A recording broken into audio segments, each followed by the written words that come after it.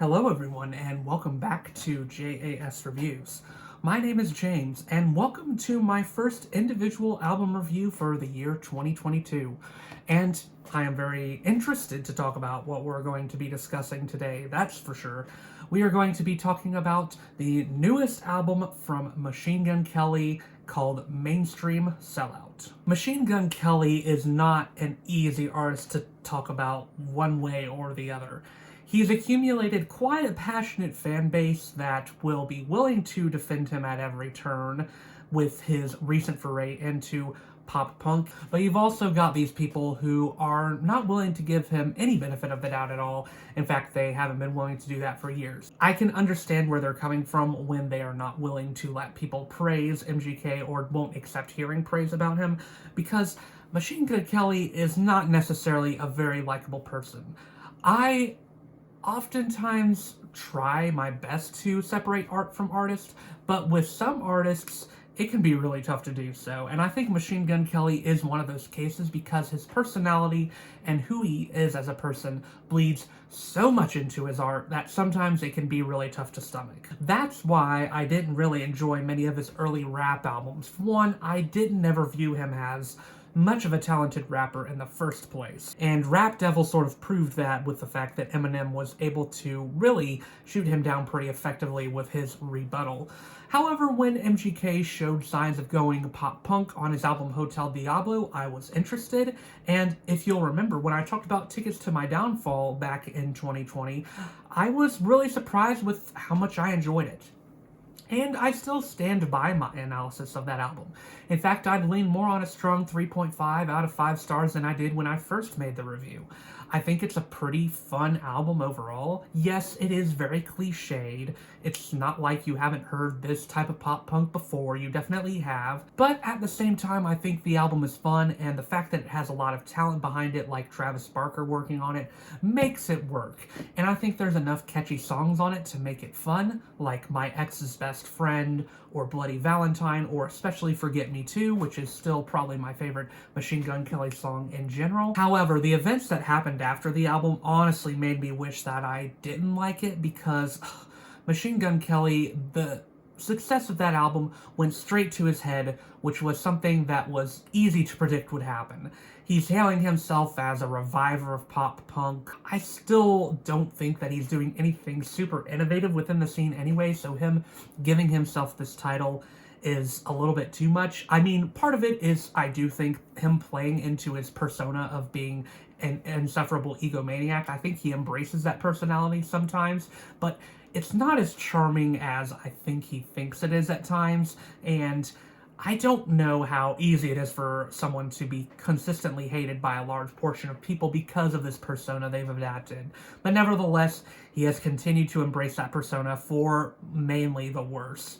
And I was hoping that this new album, Mainstream Sellout, would be a continued improvement for him in pop punk, that maybe he'd try some new things, but also knowing who Machine Gun Kelly is as a person, he's going to ride the trends, and that's all he's really going to do, and that's unfortunately what he does on Mainstream Sellout. My expectations were already pretty rock bottom with the release of singles like Emo Girl and Papercuts, and unfortunately the album as a whole does not fare much better at all. Even the title of this album is a little perplexing to me, because Machine Gun Kelly labeling himself as a mainstream sellout just is an odd choice, I think. It's like he's saying that with pop punk he's been criticized as selling out his sound, when in reality he's really rode the waves of trends for years. He rode the pop and rap wave trends for the earlier parts of his career, and now that pop punk is getting popular, he's riding those waves as well. Now, I will admit that, at least for the opening track, it starts off somewhat promisingly. Born with Horns is a sort of cheesy song title in my opinion, but I do think the song has some aggressive energy to it. I think it is pretty fun, and I think it actually shows an interesting trend on this album, which is that Machine Gun Kelly is going to be talking a lot about his mental health and his struggles with mental health, and the fact that he feels lost and lonely and things like that. While Machine Gun Kelly's vulnerability on this album can be cheesy in some places, and maybe a little overdone. Just know that when I am making criticisms of this album, I am not making criticisms against Machine Gun Kelly talking about his mental health. In fact, in many places, this album is sort of disturbing in how dark it gets when talking about his mental health, and I do sincerely hope that he's getting the help he needs, whatever criticisms I have to give. Maybe is perhaps the best song on the album. In fact, I would say that it definitely ranks as my favorite.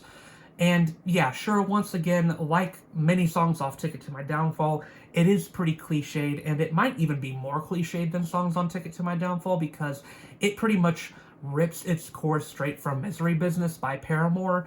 I mean, it even credits that song, I'm pretty sure, and it's very obvious in the chorus.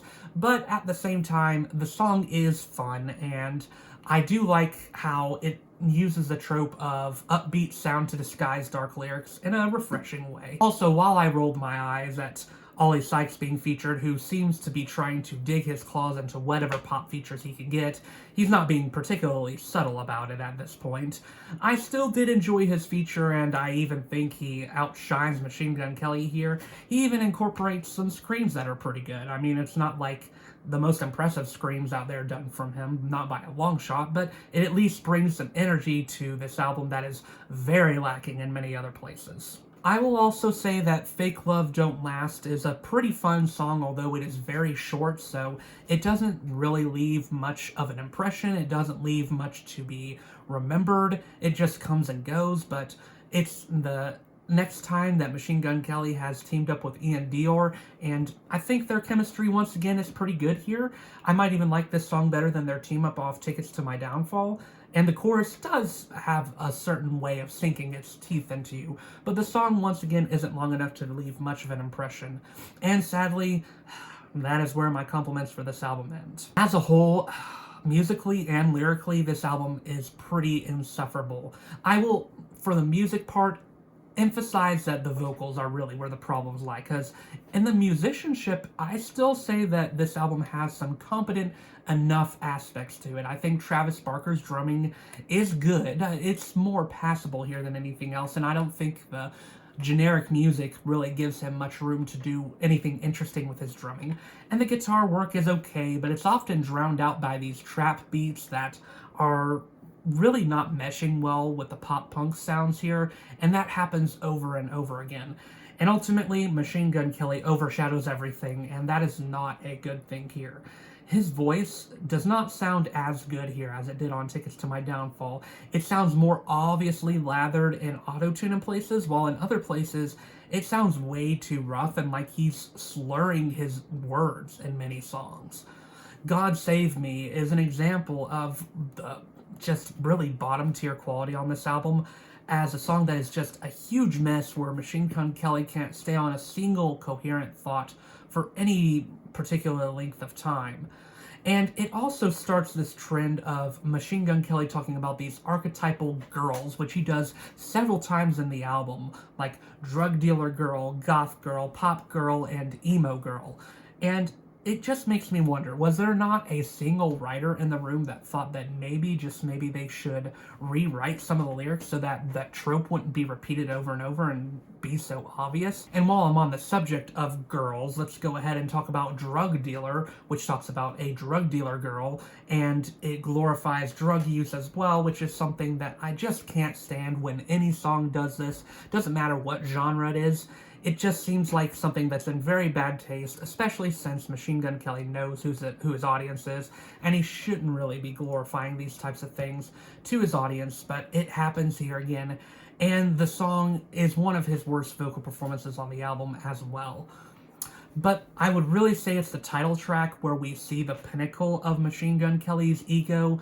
He does this thing that so many artists in the past have done, and I hate it so much. He acts like the criticisms, perfectly valid criticisms of him, aren't valid, and he even owns them like he doesn't care about them. He acts like they don't matter and that they're brushing off his back. But I never buy when artists do this. You clearly care about the criticisms because you made a whole song about it. Makeup Sex sees the return of MGK and Black Bear collaborating, and it feels like a direct overdue of My Ex's Best Friend, except a much worse version of it. I still like My Ex's Best Friend, even though I've never really liked Black Bear as a personality. For some reason in that song, him and MGK just meshed really well together. But apparently, the second time, it wasn't going to work again. They try to bring that spark back, and I just don't think it works as well. For one, the song is even shorter than the original, and the original was already pretty short. And for two, it just sees them both trying to be so edgy and act like these sleazy guys, and it's just not particularly convincing to me. And man, Bonnie and Clyde made me cringe really hard, especially with how passionless Machine Gun Kelly sounds. Kelly's voice, like I said, across this album is pretty bad, and this is the point where I feel like it sounds like he's slurring his words. Also, him romanticizing this relationship as something like outlaws is such a cliche, and he doesn't even sound convinced by it, which makes it all the worse. But the real low point, and man, it is a low point, comes in Emo Girl. This was sort of the lead single of the album. I would say Papercuts sort of fits that name as well, but Emo Girl was the one that was really used to promote the album, I think, and it was a bad way to promote this album. Although maybe fitting because it's a pretty good indicator of the quality of the rest of the songs on the album. But this one is really bottom tier. It deserves all the critical lambasting it's gotten. Even from some Machine Gun Kelly fans, it has been made fun of, and deservedly so in my opinion. It has the most rote, dime a dozen pop punk riffs. It sounds like any other relationship pop punk song you've heard. It doesn't do anything new there. But it's really the lyrics where this song suffers quite a bit. This song has been criticized to death, so I'm not sure what new I can offer, but the fact that the chorus is essentially repeating "I am in love with an emo girl" over and over and over again is so laughable. It sounds like a children's song in many ways, and even some children's songs are better composed than this trash. And Willow Smith doesn't fare much better on this song, and ultimately it's just insulting that they're reducing this girl to these emo aesthetics that aren't even remotely emo at all. I didn't realize it was emo to wear a Blink-182 t-shirt, but apparently that is the case. Or apparently just wearing black is an indication that you're emo. It's just so ridiculous, and it brings a harmful trope of painting people in the most generic of cliches. The second half of the album actually fares a little better in terms of what it does. It's not as obviously cringe-worthily bad as the first half, but that doesn't mean that there's still some bad here, because there is.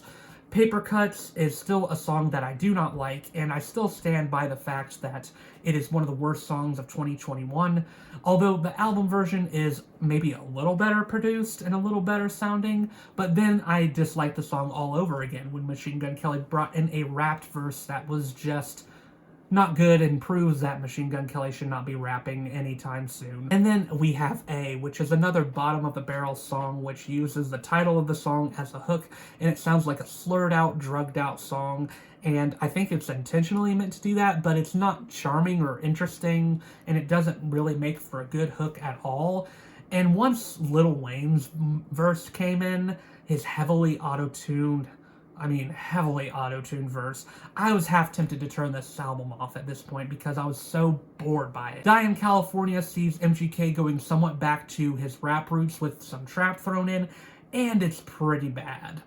Also, wow, another song about how California is a corrupt, evil place and no one should live there. Not like that subject has been done to death. Hopefully you know my sarcasm there. And then Sid and Nancy sees MGK going back to, once again, romanticizing relationships like that of outlaws. Been there, done that, so on and so forth. I suppose the closer Twin Flame could have been worse, but when MGK talked about astrological signs, I pretty much checked out of the song at that point. At least its instrumental outro is somewhat interesting and brings back a little bit of energy, but it is too much too late at this point. The song could have said "I am weed" over and over again repeatedly, and I would have felt about the same way about it as I do now. So yeah, overall, as you can tell, I do not enjoy this Machine Gun Kelly album. I don't think he was going to strike gold twice with this particular sound, and the proof is in this album for sure. It's filled with generic pop-punk tropes, and it brings in trap instrumentation that is totally unnecessary, as well as some returns to MGK's old style that doesn't work. as well as features that are mostly underwhelming save for Ollie Sykes and Ian Dior. This album is lyrically horribly written, one of the worst written albums I've heard in recent memory, and it has some bottom of the barrel really bad moments that make it a very not fun album to get through, I will say that. For those small redeemable moments, I'll give this album a 1.5 out of 5 stars, but I do not recommend this album at all, save for a couple of okay tracks. Take those 3 decent tracks and then just leave the rest behind because it's not worth your time. So yeah, that was my review of Machine Gun Kelly's newest album. What were your thoughts on this album? Let me know in the comments down below. And once again, my name is James, and I do reviews of both music and movies, along with the occasional commentary piece on this channel. But until then, I will see you all in the next video.